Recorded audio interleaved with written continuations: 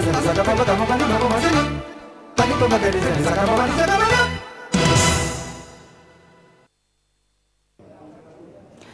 के बाद आपका स्वागत है। तो बढ़ते दूसरी खबर की ओर, राजनीतिक पार्टी के गुंडों को नासिक से तड़ीपार करने का आदेश देने वाले पुलिस कमिश्नर विष्णुदेव मिश्रा के तबादले को लेकर लोगों में काफी ज्यादा आक्रोश देखने मिल रहा है। पिछले 2 दिनों से लोगों ने आंदोलन जारी रखा है और वहीं अब इस आंदोलन में सामाजिक कार्यकर्ता अन्ना हजारे भी शामिल होने वाले हैं।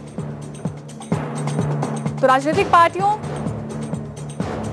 के नेताओं का यानी गुंडों को एक तरह से देखा जाए तो नासिक से तड़ीपार करने के बाद पुलिस कमिश्नर, नासिक के कमिश्नर का तबादला कर दिया गया, जिसके बाद काफी ज्यादा नासिक के लोगों में आक्रोश देखा जा रहा है। करीबन 2 दिनों से आक्रोश वहां देखने मिल रहा है। इस पर हम ताजा जानकारी लेते हैं। हमारे साथ हमारे सहयोगी फोन लाइन पर जुड़े हैं चंदन, पूजा अधिकारी नासिक से। चंदन, ताजा हालात कैसे हैं नासिक के? ये देखिए, सबसे अहम बात बताना चाहूंगा, अभी अभी हमारी सीपी साहब से बात हुई तो सीपी साहब ने साफ तौर पर कहा कि जैसे उन्होंने टीवी9 को कहा था, जो स्पष्टीकरण दिया था वही उन्होंने कहा कि मैंने ऐसे कोई एप्लीकेशन अर्जी नहीं ली थी कि मेरी ट्रांसफर की जाए। उसके बावजूद ये सारा राजनीतिक नाटक जो चल रहा है उसके खिलाफ, अगर उन्हें लगता है कि उनके खिलाफ अन्याय हो रहा है तो निश्चित तौर पर कैद में जाएंगे और न्याय मांगेंगे।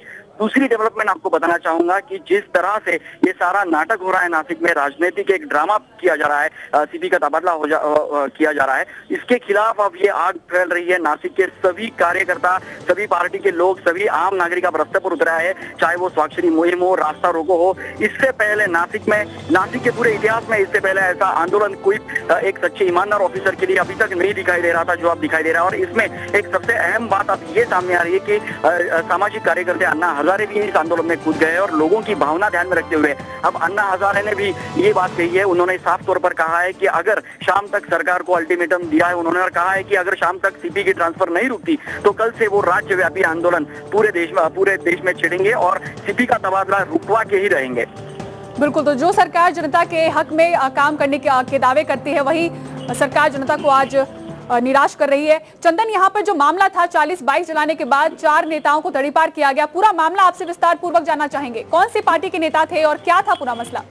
निश्चित तौर पर देखा जाए तो पिछले 2 महीनों में नासिक में जो गुनहगारी वारदातें घट रही थी उसके बाद नासिक के लोगों में एक इनसिक्योरिटी थी, नासिक के लोग डरे हुए थे और एक खौफ का माहौल पूरे नासिक के लोगों के सर पर था। इसके बाद जब विष्णुदेव मिश्रा जी ने चार्ज लिया 2 ही महीने पहले, तो उन्होंने जिस तरह से कार्रवाई की, पूरे नासिक के लोगों का दिल उन्होंने जीत लिया। क्योंकि अब तक ऐसा देखा जा रहा था कि जो ये गुंडे होते हैं उनको पॉलिटिकल एक बैकग्राउंड मिलता है, पॉलिटिकल सपोर्ट मिलता है, लेकिन जिस वक्त नासिक के पुलिस कमिश्नर ने सीधे तौर पर इन पॉलिटिकल लीडर्स के ही कॉलर्स खींचने शुरू कर दिए, उनके खिलाफ कार्रवाई करनी शुरू कर दी, तो कहीं ना कहीं ये सारा मामला इतना बढ़ गया है कि पॉलिटिकल पार्टीज को दूसरा कोई ऑप्शन ही नहीं रहा सीपी की तबादला करने की वजह। दूसरी बात कहना चाहूंगा कि जो 4 गुंडे थे, जो 4 लोग थे जिनके खिलाफ पॉलिटिकल लीडर्स बड़े, जिनके खिलाफ सीपी ने तड़ीपारी की ऑर्डर की थी, उनमें महाराष्ट्र नवनिर्माण सेना के जिलाध्यक्ष है ग्रामीण के, साथ ही एनसीपी के एक बड़े नेता का नाम भी उसमें शामिल है, आरपीआई के नेता है, उनके बेटे हैं। तो कहीं ना कहीं सारे पॉलिटिकल लीडर्स जो है इसमें शामिल है। ऐसा नहीं कहा जा सकता कि किसी एक पार्टी का लीडर या एक पार्टी का लीडर का बेटा था,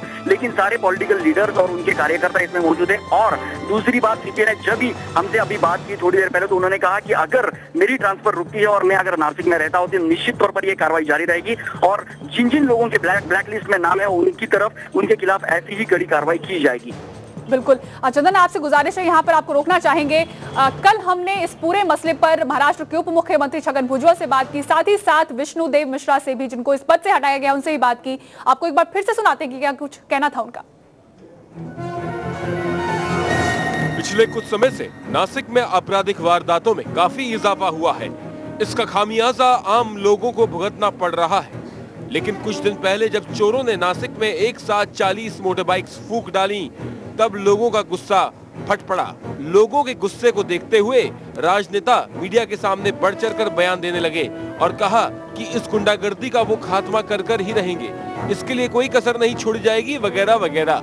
लेकिन हमेशा की तरह नेताओं के वादे कुछ और होते हैं और इरादे कुछ और। 2 दिन पहले ही नासिक के पुलिस कमिश्नर विष्णुदेव मिश्रा ने गुंडागर्दी के खिलाफ आक्रामक रवैया अपनाया और सफाई मुहिम शुरू की। इसमें उन्होंने कुछ दागी नेताओं के नाम सामने आने पर उनको तड़ीपार कर दिया। इनमें से कुछ सत्ताधारी पार्टी के कार्यकर्ता भी थे। बस फिर क्या था, सरकार ने तो आनंद फानंद में विष्णुदेव मिश्रा का ही तबादला कर दिया। यानी कि गुनहगारों को तड़ीपार करने की कोशिश करने वाले कमिश्नर को ही तड़ीपार कर दिया गया। और सिर्फ जिले से ही नहीं बल्कि राज्य से। जी हां, विष्णुदेव मिश्रा को केंद्र की सेवा में ट्रांसफर कर दिया गया है। इस पूरे मुद्दे पर जब हमने राज्य के उप मुख्यमंत्री छगन भुजबल से बात करने की कोशिश की तो उन्होंने कहा कि विष्णुदेव मिश्रा ने ही इस ट्रांसफर की दरख्वास्त की थी। इनका कोई ट्रांसफर वगैरह नहीं किया गया है। हर साल में जो है केंद्र शासन की ओर से, भारत सरकार की ओर से कुछ अधिकारियों को आईबी और रॉ या दूसरी जो उनकी जो पुलिस यंत्रणा है उसमें काम करने के लिए नाम से बुलाया जाता है। जब ऐसा लेटर आता है तो डिपार्टमेंट जो है इन अफसरों को पूछता है क्या आप जाना चाहते हैं या नहीं। तो कई लोग बोलते हैं कि नहीं जाना है, कई लोग बोलते हैं हाँ मुझे जाना है। तो इन्होंने जो है बहुत ही पहले जो है इन्होंने कहा कि हाँ मुझे जाना है, मतलब इन्होंने कंसेंट दिया है। लेकिन जब हमने विष्णुदेव से इस बारे में बात करने की कोशिश की तो उन्होंने कहा ऐसा कुछ भी नहीं है। उन्होंने कभी भी सरकार से अपने ट्रांसफर के लिए कोई रिक्वेस्ट नहीं रखी। नहीं, हमसे पूछा ही नहीं गया तो हम कैसे बताएंगे उसमें। हमसे पूछा नहीं गया था, बस हम तो कल टीवी के माध्यम से देखे कि बदली हुई है हमारी। कहाँ हुई है ये भी हमको नहीं मालूम है, क्योंकि ये तो शासन का विषय है, शासन ने निर्णय लिया है तो जो कारण रहा होगा वो शासन ही बता सकता है। अब ये तो साफ नहीं है कि कौन सच बोल रहा है और कौन झूठ, लेकिन गुनाह का खात्मा करने की कोशिश करने वाले कमिश्नर को हटाए जाने से आपराधिक वारदातों को कंट्रोल करने के लिए सरकार के इरादों पर सवालिया निशान उठ चुका है। News desk TV9। वाकई तो कौन सच बोल रहा है, कौन झूठ, एक अहम सवाल जहां पर नासिक में लोगों में आक्रोश देखा जा रहा है सीपी के तबादले को लेकर। वहीं पर उप मुख्यमंत्री का कहना है कि तबादला उनसे पूछकर किया गया, लेकिन सीपी का कहना है, कमिश्नर का कहना है कि उनसे पूछा नहीं गया। इस पूरे मसले पर हमारे सहयोगी लगातार मौजूद है चंदन, उनसे फिर से बात करेंगे। चंदन, जिस तरीके से आक्रोश हो रहा है, समाज सेवक अन्ना हजारे भी आज आंदोलन पर उतरने वाले हैं, कितना दबाव आपको लग रहा है सरकार पर बनाया जा रहा है इस वक्त? निश्चित तौर पर देखिए ये मामला अब रूट लेवल तक पहुंच चुका है, क्योंकि यह पहली बार हुआ है। हमने कई बार देखा है कि राजनीतिक पार्टियां ऐसे मामलों में कूदती है, या तो फिर कई ऐसे मामले होते हैं जिनमें आम नागरिक सीधी तौर पर रास्ते पर नहीं उतरते। लेकिन पहली बार नासिक के इतिहास में ऐसा हुआ है कि किसी ईमानदार पुलिस कमिश्नर को बचाने के लिए, एक ऑफिसर को बचाने के लिए अब रास्ते पर लोग उतरा है। कल ही हमने देखा कि नासिक की मैन्युफैक्चर एसोसिएशन जो थे, बिजनेसमैन थे नासिक का, एक जो क्रीमी क्लास जो है नासिक का, जिसमें बिजनेसमैन है, डॉक्टर्स है, लॉयर्स है, उन सारे संगठनों ने, करीबन 52 संगठनों ने रास्ते पर आकर रास्ता रोको किया। तो कहीं ना कहीं अब ये जो चिंगारी है वो आम लोगों में भी फैल चुकी है और इनसिक्योरिटी इसमें से दिखती है कि लोगों में कितनी भावना थी, तीव्र भावना थी। सीपी से जब हमने अभी बात की तो सीपी ने यही कहा कि इस सारे रिएक्शन का की वजह यही है कि लोगों में एक इनसिक्योरिटी थी और उनका ये जो भावना है, तीव्रता जो है वो इस आंदोलन से दिखाई देती है। तो निश्चित तौर पर ये दबाव कायम रहेगा सरकार पर और सरकार को अपना फैसला बदलना पड़ेगा, क्योंकि अब लोग जाग चुके हैं और लोगों की अब मांग जो है तो वो किसी भी डॉक्यूमेंट से या किसी भी फॉर्मेलिटी से ज्यादा नहीं होती है। क्योंकि अगर बात करें तो सीधी तौर पर देखिए कि लोगों के लिए पुलिस होती है, पुलिस प्रोटेक्शन होता है, पुलिस सिक्योरिटी जो होती है वो आम लोगों के लिए होती है। और अगर लोग सोचते हैं कि हम सिक्योर है इन पुलिस कमिश्नर के हाथों, तो आखिरकार ऐसा कौन सा डॉक्यूमेंट है, ऐसा कौन सा फॉर्मेलिटीज है जिसके जो लोगों की भावना से ज्यादा अहम है। बिल्कुल, और ये मीडिया नहीं बल्कि आम जनता में ये आक्रोश देखने मिल रहा है और सरकार को कहीं ना कहीं अपना यहाँ पर जो फैसला लिया है सरकार ने वो कहीं ना कहीं बदलना जरूर पड़ेगा, जिस तरीके से आक्रोश देखा जा रहा है। चंदन, आपसे एक बार फिर से जानना चाहेंगे, कमिश्नर ने किन किन लोगों को तड़ीपार किया था?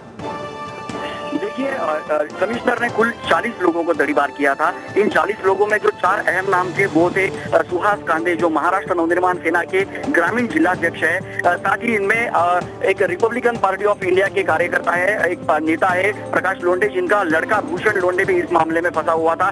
कैलाश मुदलियार, जो कि समता परिषद, जो छगन भुजबल की एक संगठन है, कैलाश मुदलियार उनके उपाध्यक्ष थे। तो कहीं ना कहीं ये डायरेक्ट अटैक हुआ है, छगन भुजबल के पार्टी के लोग थे उन पर, छगन भुजबल पर यह डायरेक्ट अटैक माना जा रहा है। साथ ही महाराष्ट्र नवनिर्माण सेना के जिलाध्यक्ष पर यह कार्रवाई हुई थी। तो कहीं ना कहीं बड़े अहम नेताओं पर जब यह कार्रवाई हुई तो साफ तौर पर दिखाई देता है कि अगर इतने बड़े नेताओं पर कार्रवाई होती है तो गुंडे अपने आप समझ जाते हैं, उन्हें ये मैसेज जाता है, आम जो गुंडे होते हैं, रास्ते पर कार्यकर्ता जो करते हैं, उनके लिए ये मैसेज है कि अगर हमारे बहुत लोगों पर कार्रवाई होती है तो हम पर भी किसी भी वक्त तलवार आ सकती है।